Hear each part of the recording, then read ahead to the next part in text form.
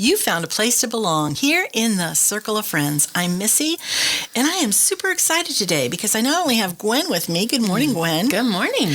But we also have Linda Kate with us. Linda, welcome. Hi. Glad to be back. Oh, it's so awesome to have you here. I haven't seen you in forever. It's probably been a couple years. Probably has. It probably has. Gwen, I don't know how long it's been since you've seen her, but I think it's been within a year because I had you out to the house. I ran into you in the store too with kids. Yeah, that's true. That's so nice. Well, and Beth keeps me up to date on you and how you're doing. So I feel like that's always a blessing to hear how you're doing and doing well.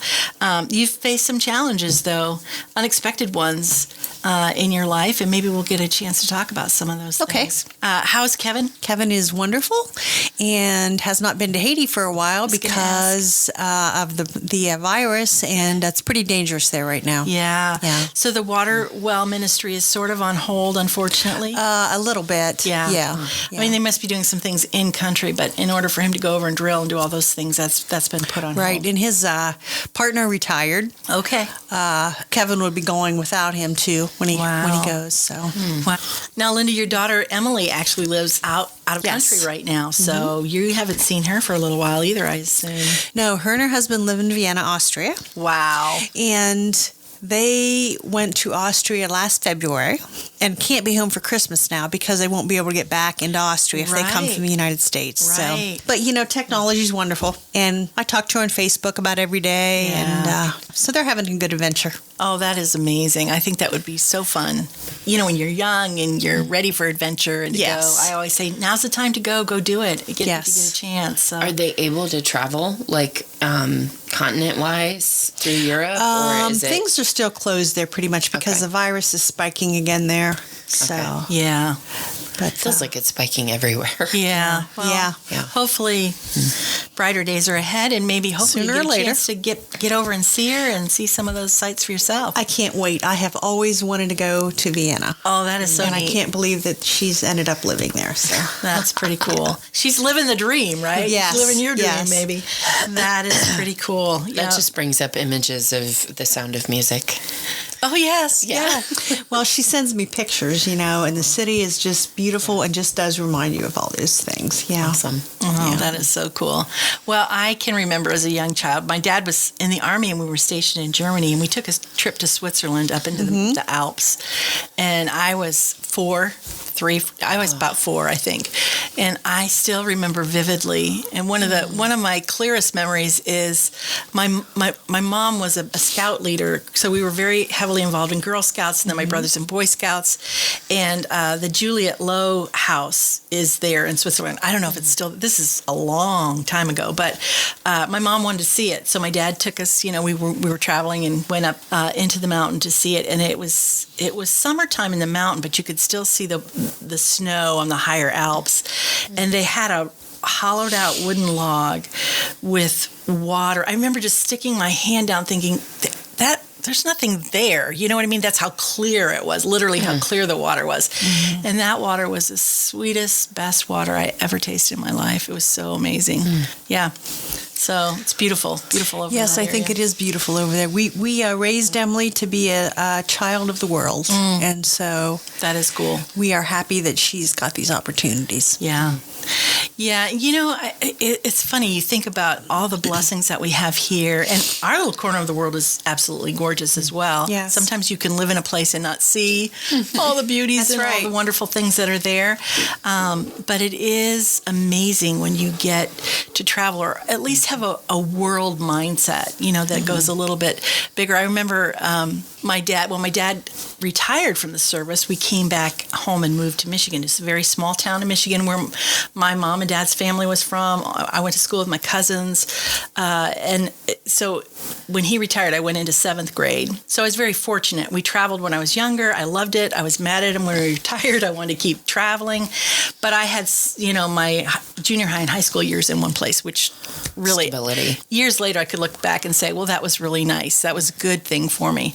But I remember my classmates. I can remember a conversation with one of the guys in my class, and I was like, talking about going somewhere, and he's like, well, I've not been there. I said, well, you've been to, the next biggest city. No, you've been to, I kept going wider and wider and wider. No, he hadn't been anywhere.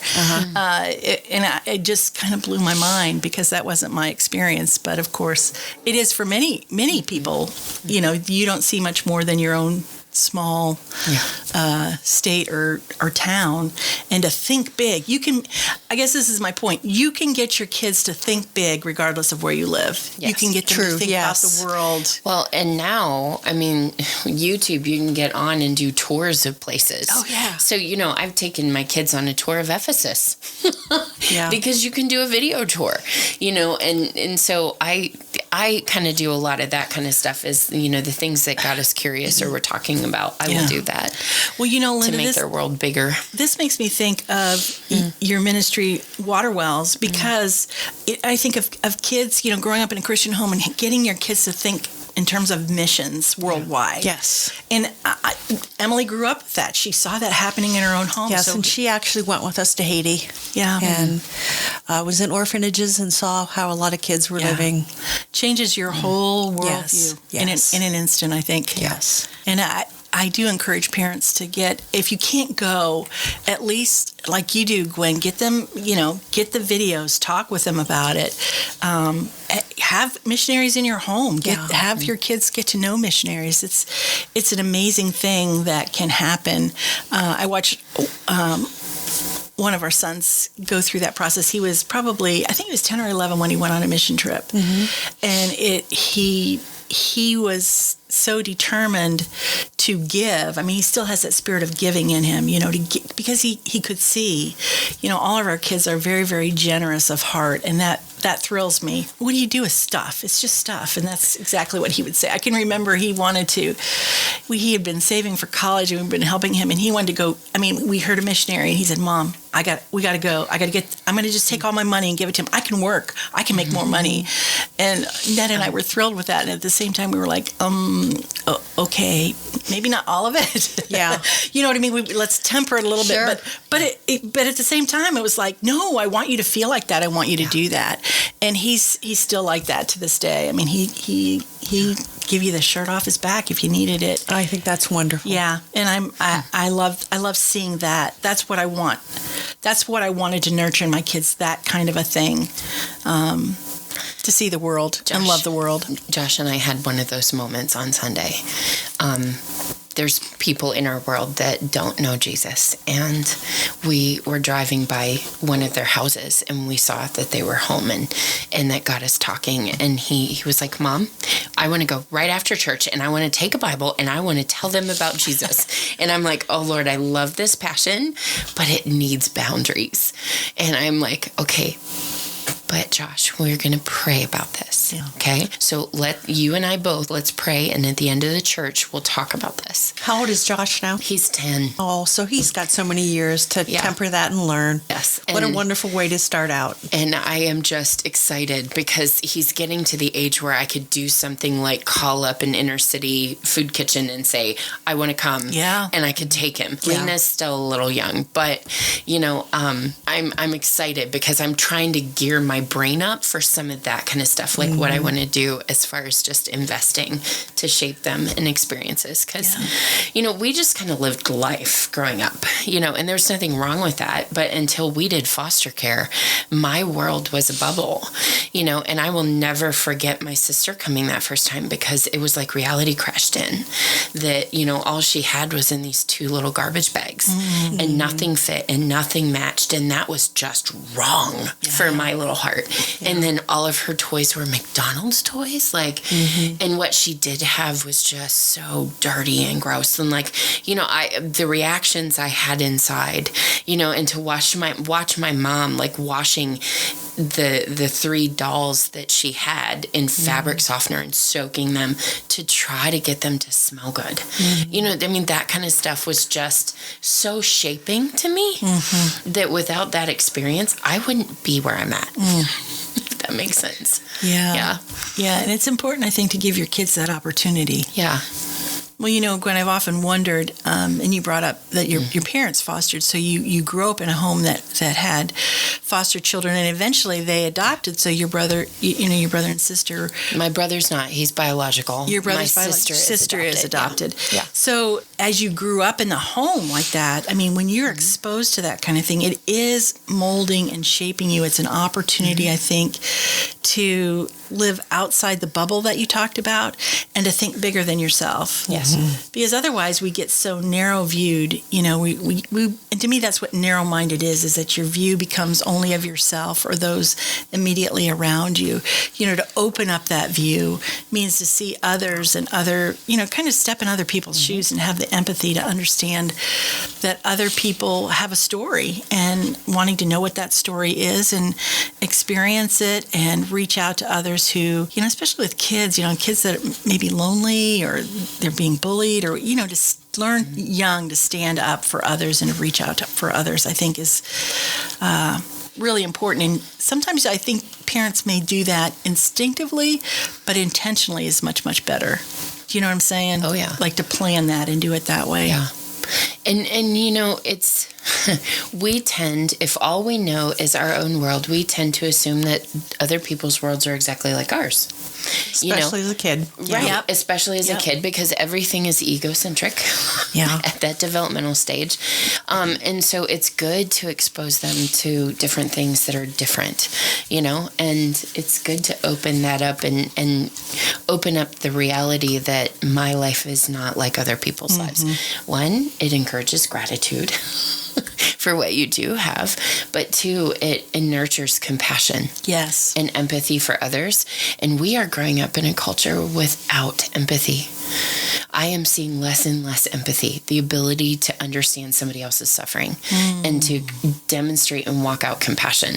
Would you agree? Oh, absolutely. I'm just seeing rampant self-focus. So, there's other words for it, like narcissism and those kinds of things, but it's a sin issue. And it's very hard. Anyway. We're coming up on a break, but I want to talk more about this after the break because I feel like, first of all, what this says to me is, wow, Missy, you make sure that you're not headed in that direction because we can absorb what the culture is and become who we don't want to be if we're not careful, if we're not intentional about, staying on the path that God has laid before us.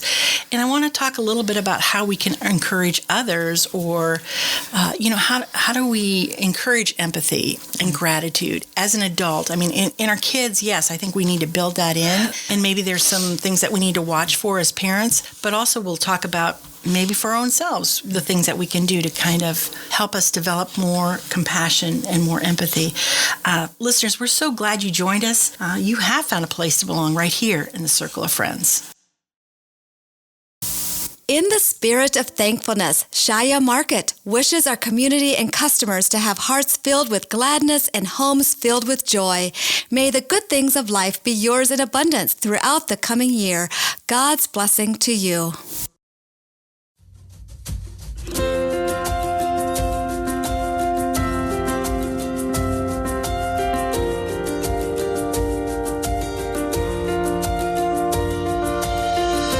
Walking in a shadowed land of broken dreams and shifting sand. 'Cause I gave my heart away too many times. I didn't plan to meet you there. Your kindness took me by surprise. As grace and mercy showered over me. When your grace and mercy showered over me.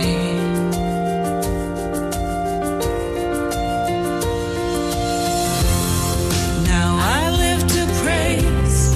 I live to praise you. The Father's heart is full of love for me. I live to praise.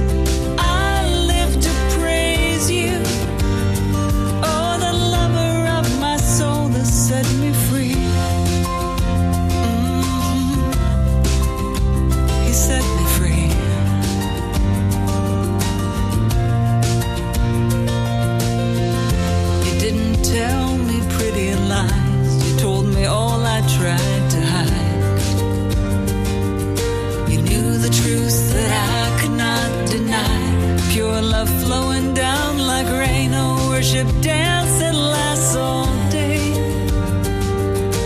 couldn't help but fall in love with you.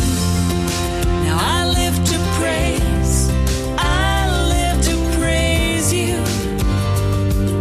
I worship you, my God, my worthy King.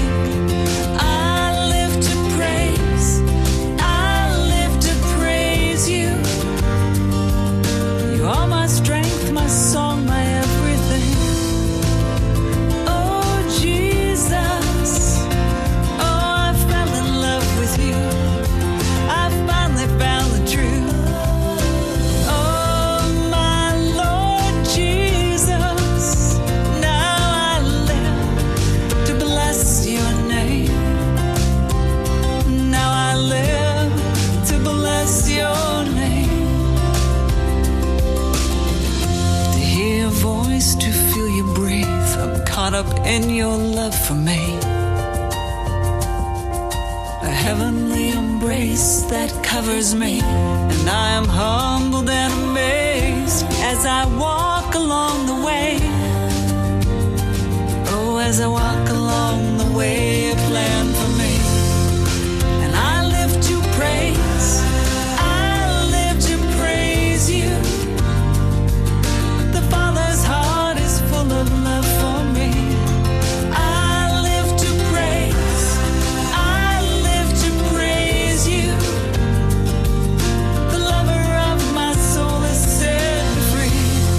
I live to praise, I live to praise you. I worship you, oh God, my worthy King. I live to praise, I live to praise you. You are my strength, my song, my everything. Oh Lord Jesus, you're my everything. My everything. Oh, I live to praise you.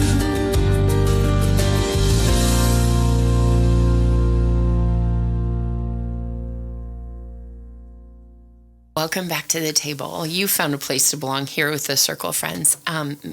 Missy, we took a break. At the end, we were talking kind of about almost parenting with intention, like just how to develop compassion and empathy is kind of where we ended up right before break, in the lives and hearts of the children, but also in ourselves. And so that's kind of the topic on the table. How's that? Yeah, it's interesting that we kind of ended up here, but I am curious to talk to you, Linda, because I feel like you have a really broad reference of just people in our culture. Because how many years did you sit on the bench as a judge? 25 or 30, I forget exactly. That's amazing. Yeah. That's amazing. I wish you had 40 more, 50 more, 100 more years to sit on the bench as a judge. Well, because thank you. I've appreciated the things that I've heard about, of things that have happened in your court. I was going to say courthouse, your courtroom. Thank you. Yeah. I was struggling there a little bit, but from other people who have been through there. Depends on who you ask. Well, you know what? Isn't that the truth? That is the truth, and Yeah. I can see that, and I can understand that. I'm Totally. okay with that. I have always been okay with that. And I think that would be a pretty consistent reality for judges, I would think. I would think because so. you're gonna A make good some judge, people happy yes. and some people not. Yes, Right. Yes, and it depends. It just totally depends. But you have to have somebody steady, consistent. That has and the times that I've talked with you before, I've always walked away thinking you have such a great understanding of people. And I don't know if that's, your background educationally or if it's just what you've learned as a judge, but you see a bigger picture and understand. And Gwen, you have this too, an understanding of how people think. I'm trying to think how to explain it. When I've had conversations with both of you individually and even together, it's like light bulbs go off in my head all the time. It's like, oh yeah, that's true. Well, I never thought of it that way. Well, wow, look at that. And sometimes I think as people, and this goes back to the whole, narrow-mindedness that we talked about earlier. We don't think further than our own little thoughts and our own little experiences, and you have to kind of get out of your head a little bit to do that. Yeah. So I do think you Do you think that's experience that you gained as a judge, or is that just something that's always been? I think it's partly the way I was raised with my father, and the rest of it's all God. Yeah. It truly is. And I have had a lot of years of experience. Just legally, the things that I do now are what I always did as a lawyer. But it's God. It's God. Well, he does tell us to be discerning and to have discerning hearts, and I think that we can do that. One of the things I wanted to do while you're here, maybe this is a good chance to do that, Gwen, Linda will just have to sit and listen to us, but I have some Linda-isms for you. Okay, I'm ready. Lay 'em on me. Are you ready? Okay, let me see here real quick. I got to pull up my file here. And these are just a few, but, some of the wisdom that we've heard through the years, and also our good friend Beth, who is not here today, but who has probably a ton more of these. But family isn't just people you share blood with; it's people you'd give blood to. Oh, I like that. That's true, right? That's true. That's true. Yes. That's right. True. That's still true. Yeah. I love this one. Sometimes when you cut someone off, they've handed you the scissors. Yep. I mean, sometimes it works that way, right? Yes, it does. And is it hard to do that call? Yeah. But boundaries are important. Yes, they are. Here's one from Beth. Your job isn't to teach your son quantum theory. Your job is to point him to Jesus. I love that. I love the directness, the straight to the point. Here's one that I often think of. You have a choice. You can respond according to the type of person they are, or according to the type of person you are.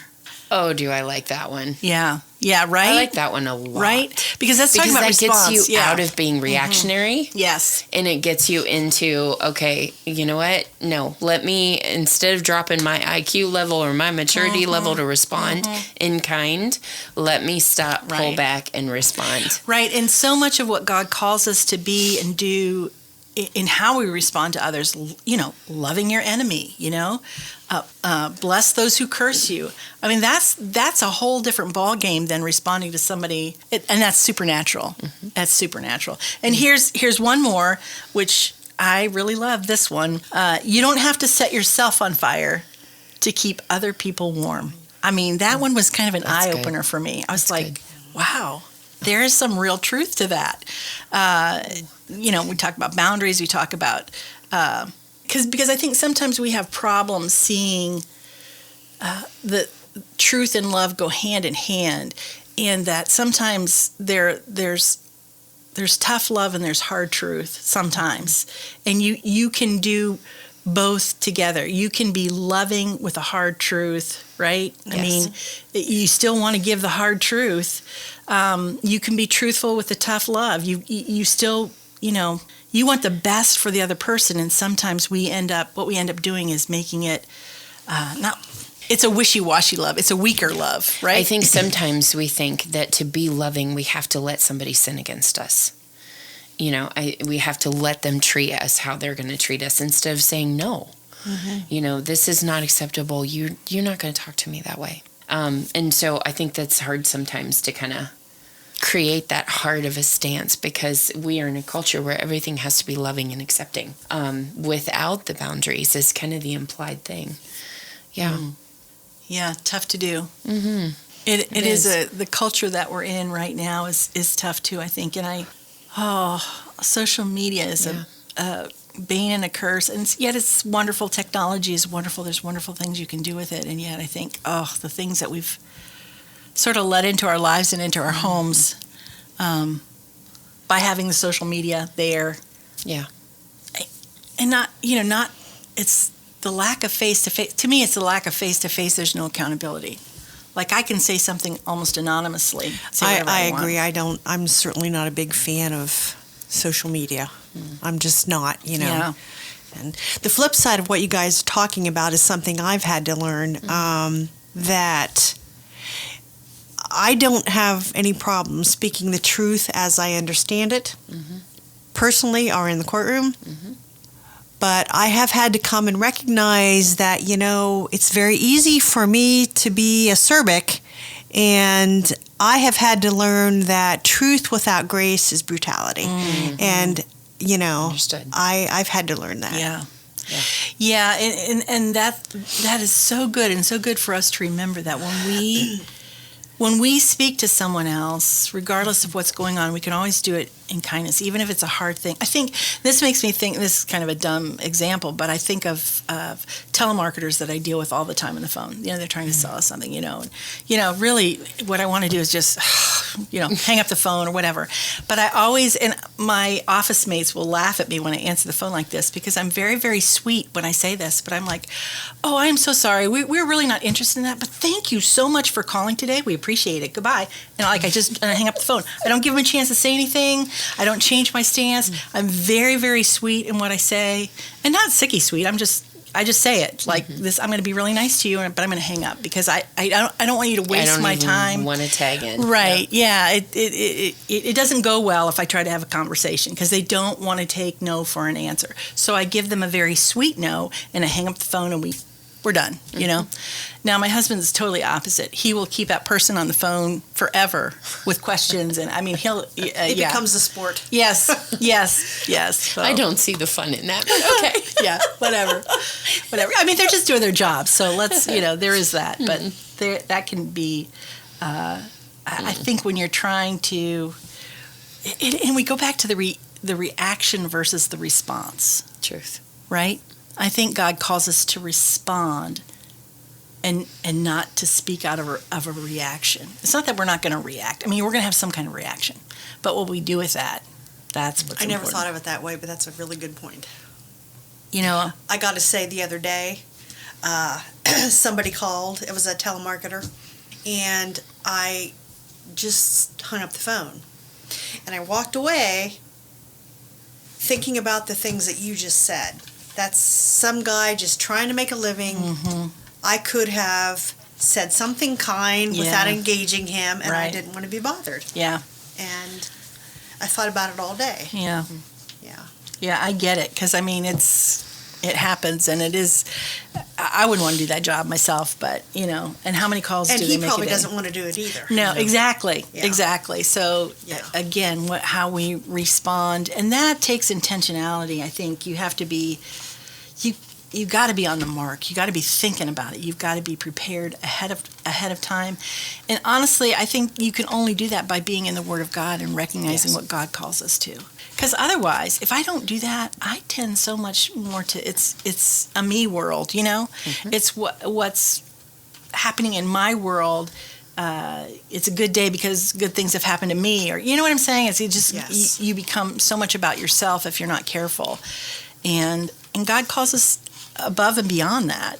Not that He doesn't care about us or is concerned with what's happening in our world, but in order to look beyond that, there takes intentionality, and I believe it takes prayer and supernatural power. I mean, how do you not respond to some things that happen? And telemarketers are, that's a minor thing, but sometimes people. I mean, there's some hateful things being said to other people. I mean, maybe even to ourselves, but. Yeah.